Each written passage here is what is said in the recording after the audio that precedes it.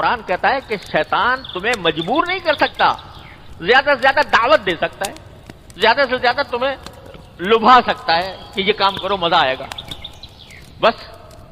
اب تم جب اس کی بات مان لیتے ہو تو مانتا کون ہے؟ تو تمہارا نفس امارہ، یہ نفس جو گناہوں کا حکم دینے والا ہے وہ مانتا ہے بات شیطان کی، اور جو آگے ڈٹ جائے کہ نہیں ہزار کا ہے شیطان لیکن میں نہیں مانتا اس کی بات، تو وہ شیطان اس کے آگے بالکل ڈھیر ہو جاتا ہے۔ تو ان النفس لامارۃ بالسوء، یہ نفس ہے جو انسان کو برائیوں کا حکم دیتا ہے۔ لیکن جب اللہ تعالیٰ کے فضل و کرم سے، کسی نیک بندے کی صحبت سے، کچھ وعظ و نصیحت سے جب بندہ نفس امارہ کو سمجھ لیتا ہے کہ یہ مجھے تباہی کے راستے پر لے جا رہا ہے، بربادی کے راستے پر لے جا رہا ہے، تو اب اس کے اندر ایک خود وہی نفس جو اس کو برائی کی طرف آمادہ کر رہا تھا، اس کے اندر ایک تبدیلی یہ پیدا ہوتی ہے کہ پہلے تو برائی کرتا تھا اور کان پر جو بھی نہیں رینگتی تھی۔ حدیث میں آتا ہے کہ جب اللہ بچائے انسان نفس امارہ کا غلام بن جاتا ہے تو اگر اس کو کبھی خیال آئے بھی کہ یہ گناہ کا کام ہے، اول تو خیال آتا نہیں، اگر آئے بھی تو اس طرح اڑا دیتا ہے اس کو جیسے ناک پر سے مکھی اڑا دی، اس کا دل میں اس کی کوئی وقت ہی نہیں رکھتا اگر گناہ کا خیال آئے بھی کہ یہ کام گناہ ہے جو میں کر رہا ہوں۔ لیکن جب اللہ والوں کی صحبت سے، جب واعظ و نصیحت سے، قرآن و سنت کی تعلیمات سے قریب ہو کر جب بندہ آگے بڑھتا ہے تو اس وقت پہلی تبدیلی تو یہ پیدا ہوتی ہے کہ گناہ کو گناہ سمجھتا ہے اور اس کی وجہ سے شرمندہ بھی ہوتا ہے اور اپنے آپ کو ملامت بھی کرتا ہے کہ ہائے مجھ سے یہ غلطی ہو گئی، ہائے مجھ سے یہ گناہ ہو گیا، کاش کہ میں یہ نہ کرتا۔ تو یہ مرحلہ ہے کہ جس کو قرآن کریم میں تعبیر کیا ہے نفس لوامہ، لا اقسم بیوم القیامت ولا اقسم بالنفس اللوامہ، یہ نفس لوامہ ہو جاتا ہے۔ لوامہ کے معنی کیا ہے؟ ملامت کرنے والا، وہی نفس جو پہلے کہہ رہا تھا گناہ کرو، وہ گناہ کرنے کے باوجود دل میں ملامت پیدا کرتا ہے کہ ہائے مجھ سے یہ ہو گیا، ندامت پیدا ہوتی ہے۔ تو اس کا نتیجہ کیا ہوتا ہے کہ آدمی پھر استغفار کی طرف مائل ہوتا ہے کہ ہائے مجھ سے ہو تو گیا لیکن اے اللہ مجھ سے غلطی ہو گئی، میں گنہگار ہوں، میں اقراری مجرم بن کر آپ کے سامنے حاضر ہوں، اے اللہ اپنے رحمت سے مجھے معاف کر دے کہ مجھ سے یہ گناہ ہو گیا، آئندہ کے لیے توبہ کرتا ہوں، آئندہ نہیں کروں گا۔ تو نفس لوامہ جو ہے وہ انسان کو نفس امارہ کی گرفت سے رفتہ رفتہ چھڑاتا ہے، رفتہ رفتہ چھڑاتا ہے۔ کس طرح چھڑاتا ہے کہ وہ آدمی جو ہے اس کے دل میں اب ندامتیں پیدا ہو رہی ہیں، پشیمان ہو رہا ہے اور آہیں بھر رہا ہے، اللہ کے سامنے بیٹھتا ہے تو رو رو کر اس سے مانگتا ہے کہ اللہ مجھ سے غلطی ہو گئی مجھے معاف کر دے، یا اللہ مجھ سے غلطی ہو گئی مجھے معاف کر دے، استغفار کرتا ہے۔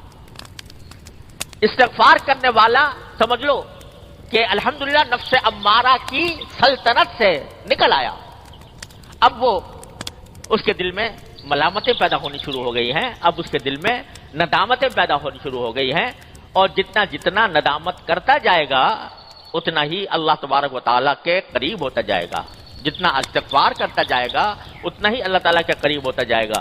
استغفار اور توبہ ایسی چیز ہے جو بڑے سے بڑے گناہ کو پانی سے دھو دیتی ہے۔ اس واسطے نفس لوامہ ہے تو یہ بہت غنیمت بات ہے۔ اگر گناہ کو گناہ سمجھ رہا ہے، اس پر نادم ہے، شرمسار ہے، اللہ کے سامنے استغفار کرتا ہے تو الحمدللہ سمجھو انشاءاللہ قدم بڑھ رہے ہیں، آگے کی طرف بڑھ رہے ہیں۔ یہ نفس اب لوامہ ہو چکا ہے۔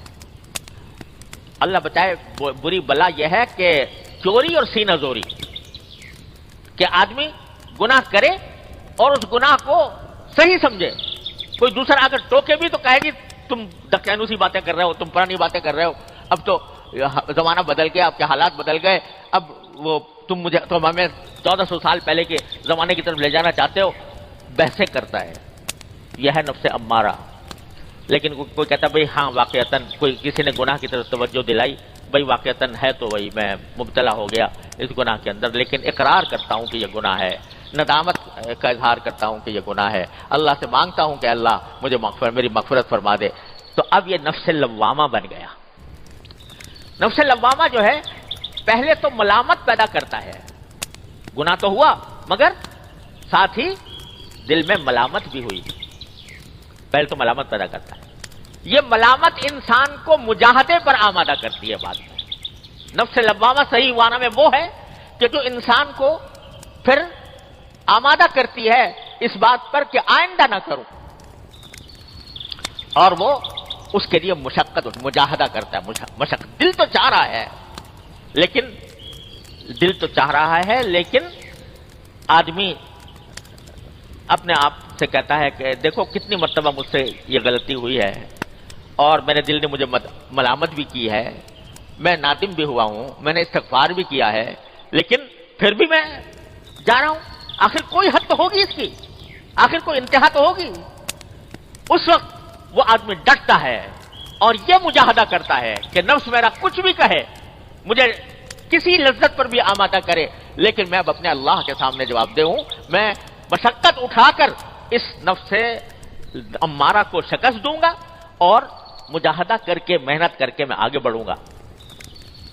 تو جب یہ مرحلہ آ جاتا ہے تو جاہدوا فی سبیلہ، اللہ کے راستے میں جہاد شروع ہو گیا، اللہ کے راستے میں مجاہدہ شروع ہو گیا، اور انسان جو ہے وہ اس پر ڈٹ گیا کچھ ہو جائے مگر اللہ کے ساتھ اللہ کی نافرمانی نہیں کروں گا. یہ دل میں اس کے داعیہ پیدا ہوتا ہے.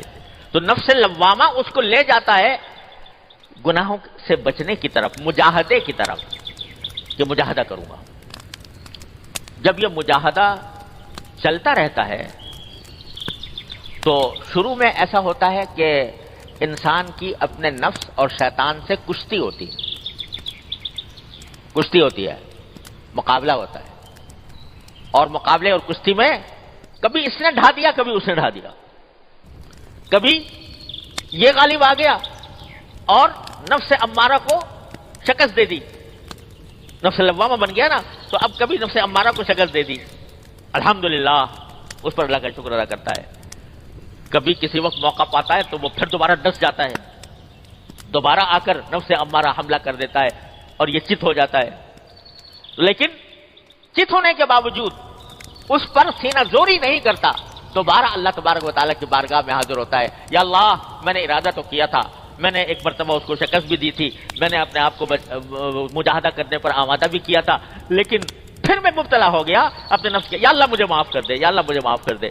تو کیا ہوتا ہے کہ جب استغفار کثرت سے کرتا رہتا ہے بندہ، استغفار کثرت سے کرتا رہتا ہے اور مجاہدہ کرتا رہتا ہے اور کوشش کرتا رہتا ہے، تو ایک وقت ایسا آ جاتا ہے، اور ضرور آ جاتا ہے کہ اب یہ نفس مطمئنہ بن جاتا ہے. نفس مطمئنہ، یا ایتھا النفس المطمئنہ ارجعی الی ربک راضیۃ مرضیہ. نفس مطمئنہ بننے کے کیا معنی؟ کہ اب اس میں خواہشیں ہی اچھی پیدا ہوتی ہیں. اب اس میں وہ خواہشیں جو پرانی ہوا کرتی تھیں، گناہوں کی خواہش اور معصیتوں کی خواہش، وہ خواہشیں دب جاتی ہیں. یہ سمجھ لو فنا نہیں ہوتی لیکن دھیمی پڑ جاتی ہیں، ہلکی پڑ جاتی ہیں، اور دھیمی ہلکی پڑ جانے کے نتیجے میں جو اچھی خواہشات ہیں وہ ابھر کر آتی ہیں، اور اس کا نتیجہ یہ ہوتا ہے کہ آدمی بڑا اطمینان کی زندگی گزارتا ہے. الحمدللہ میں اپنے رب کے آگے سرخ روح ہوں گا انشاءاللہ. یہ نفس مطمئنہ ہے. آخر میں جا کر نتیجہ یہ نکلتا ہے. شروع ہوا تھا نفس امارہ سے اور انتہا ہوئی آ کر نفس مطمئنہ پر. لیکن کس طرح ہوئی؟ مجاہدے سے ہوئی، کوشش کر کے ہوئی. ہاتھ پہ ہاتھ دھر کے بیٹھ جائے آدمی اور یہ چاہے کہ میں چھلانگ لگا کر نفس مطمئنہ پیدا کر لوں، یہ نہیں ہو سکتا. ان مدارج سے گزرنا پڑے گا. ان مدارج سے گزرنے کے لیے مجاہدہ کرنا پڑے گا، اپنے آپ کو تیار کرنا پڑے گا، مشقتیں اٹھانی پڑیں گی.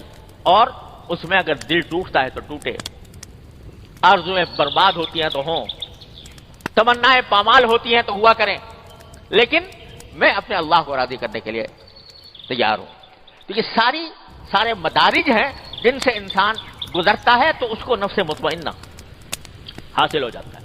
اور قرآن کریم کہتا ہے کہ جب نفس مطمئنہ حاصل ہو جاتا ہے اور اس انسان کا انتقال ہوتا ہے، جب اس کو موت آتی ہے، تو یہ کہا جاتا ہے کہ یا ایتھا النفس المطمئنہ ارجعی الی ربک راضیۃ مرضیہ، یہ آواز آتی ہے باقاعدہ، یہ اعلان ہوتا ہے کہ اے نفس مطمئنہ اب اپنے پروردگار کی طرف لوٹ جا، ایسی طرح لوٹ جا کہ راضیۃ مرضیہ، تو اللہ سے راضی اور اللہ تجھ سے راضی، فادخلی فی عبادی وادخلی جنتی، اب میرے بندوں میں داخل ہو جا، اب میری جنت میں داخل ہو جا۔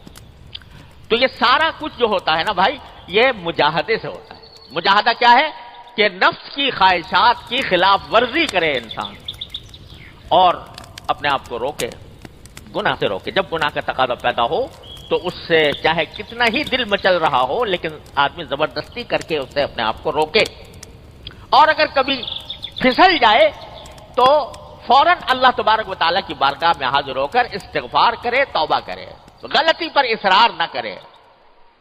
کتنا پیار سے اللہ تعالیٰ فرماتے ہیں والذین اذا فعلوا فاحشۃ او ظلموا انفسهم ذکروا اللہ فاستغفروا لذنوبهم ومن یغفر الذنوب الا اللہ ولم یصروا علی ما فعلوا وهم یعلمون۔ کیا پیار سے فرما رہے ہیں اللہ تعالیٰ کہ جن سے کوئی بے حیائی کا کام ہو گیا یا انہوں نے اپنی جانوں پر ظلم کر لیا، جانوں پر ظلم کرنے کے معنی کوئی گناہ کا ارتکاب کر لیا، تو کیا ہوگا؟ او ظلموا انفسهم ذکر اللہ، اس وقت بھی وہ اللہ کو ذکر کرتے، اللہ کو یاد کرتے ہیں، فاستغفروا لذنوبهم، اپنے گناہوں کی معافی مانگتے ہیں۔ ومن یغفر الذنوب الا اللہ، اور اللہ کے سوا کون ہے جو ان کے گناہوں کو معاف کرے؟ ولم یصروا علی ما فعلوا، اور جو کچھ گناہ کر بیٹھے تھے اس کے اوپر اصرار نہیں کرتے جان بوجھ کر، تو ان کو اللہ تعالیٰ نے تعریف کے پیرائے میں بیان فرمایا ایسے لوگوں کو کہ جن سے گناہ سرزد ہو اور وہ استغفار کی طرف متوجہ ہوں، توبہ کی طرف متوجہ ہوں، اور پھر اللہ تبارک و تعالیٰ کی بارگاہ میں حاضر ہو کر اپنی گناہوں کی معافی مانگے۔ جتنا جتنا اللہ کے سامنے بندہ نادم ہوگا، شرمسار ہوگا، اتنا ہی انشاءاللہ اس کو توفیق ہوگی، مجاہدے کی توفیق ہوگی، اور مجاہدے کی توفیق ہوگی تو انشاءاللہ نفس مطمئنہ کی طرف قدم بڑھتے جائیں گے۔ یہ جو ہے نا استغفار، اس کو معمولی بات نہ سمجھو، اور اپنے گناہوں پر حسرت اور ندامت اس کو معمولی بات نہ سمجھو۔ یہ جو ہے یہ انسان کو بالآخر انشاءاللہ نفس مطمئنہ تک پہنچائے گی، ضرور پہنچائے گی۔ ہمارے بزرگ تھے حضرت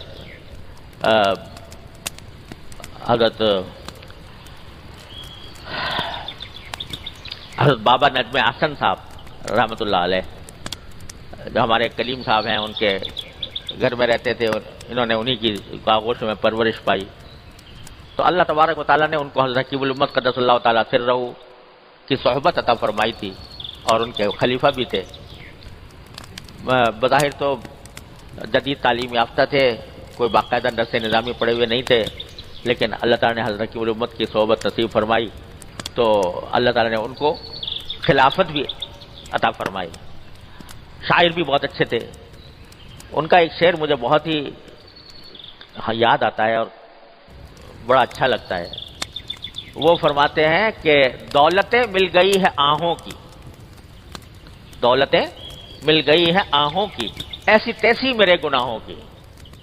یعنی جب یہ آہوں کی دولت مل جائے کہ آدمی اللہ کے سامنے آہیں بھرے، یا اللہ میں مبتلا ہو گیا ہوں، آہیں بھرے، تو اس آہیں بھرنے کے نتیجے میں کیا ہوتا ہے کہ وہ گناہوں کی جو ظلمت ہے اس کو اللہ تعالیٰ رفتہ رفتہ کر کے دور کر دیں گے۔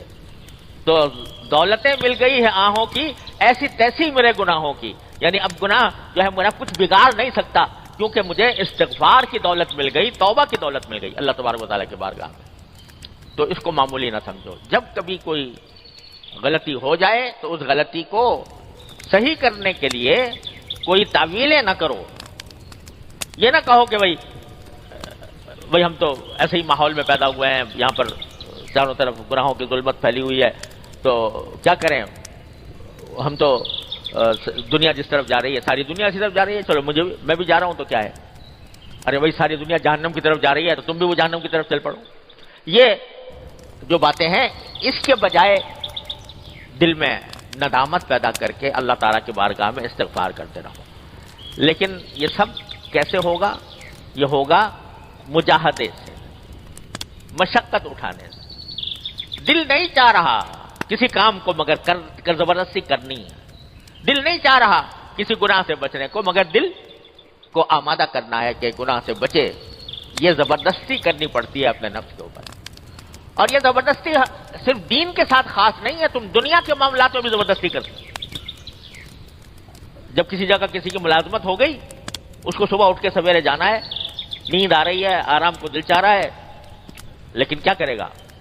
ملازم ہے، وقت پہ پہنچنا ہے، تو دل تو چاہ رہا ہے سو جاؤں، لیکن وہ اس دل کے چاہنے کی پرواہ کیے بغیر اٹھے گا اور محنت اٹھائے گا اور جائے گا، کیونکہ پتا ہے کہ میری روزی اس سے وابستہ ہے. اگر یہ نہیں کروں گا تو میری ملازمت جاتی رہے گی، میری روزی ختم ہو جائے گی.